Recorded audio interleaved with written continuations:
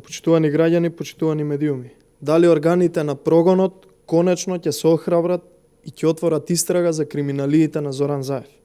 Судот конечно потврди дека Зоран Заев како градоначалник сторил криминал во аферата Цареви кули. Судот со одбивање на тужбата за клевета потврди дека сторијата што ја објавија медиумите во 2016 година, во која пишуваа дека Зоран Заев како градоначалник на Струмица нелегално го легализирал целиот комплекс Цареви кули, е подкрепена со докази и аргументи и е целосно вистинита. Објектот Цареви кули е изграден после предвидениот законски рок за легализација, а тоа е 1 март 2011 година. Додека пак објектот е легализиран со резервирано бројче од предзаконскиот рок, со што е направено законско прекршување.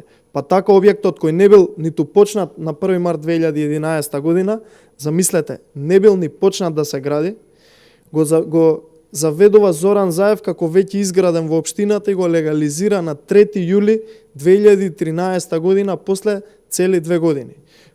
Фотографиите кои ги објави медиумот Република од дигиталната снимка на интернет апликацијата Google Maps јасно се гледа дека на 10 март 2011 година објектот воопшто не бил изграден. Оваа пресуда е најголем доказ кој треба да го охрабри јавното обвинителство и го повикуваме да не се плаши, да се одважи, да ја поведе постапката за овој случај за која е поднесена кривична пријава уште пред 2 години.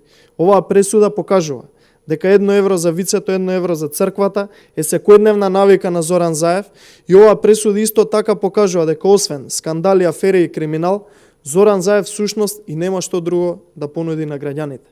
Тоа го видовме сега откако е премиер, преку аферите за превозот во РЕК, преку доделувањето дозволи за канабис на негови блиски, преку криминалните иновации од Фондот за иновации, преку крвавите тендери од Министерството за здравство и преку многу други секојдневни примери што ги гледаме, а алудираат на огромен криминал кој што не се случил до сега.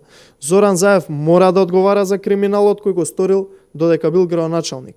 Еднаш органите на прогонот кои се под негова команда го спасија, сега по втор пат потврди и самите дека сторил криминал и кривично дело за кое мора да одговара по член 353 од Кривичниот законник, односно злоупотреба на службена дејност. Ако не сега, ќе одговара кога ќе се ослободи судството од прангите на СДСМ и на Зоран Заев. На крајот, граѓаните и Република Македонија ќе победат. Благодарам.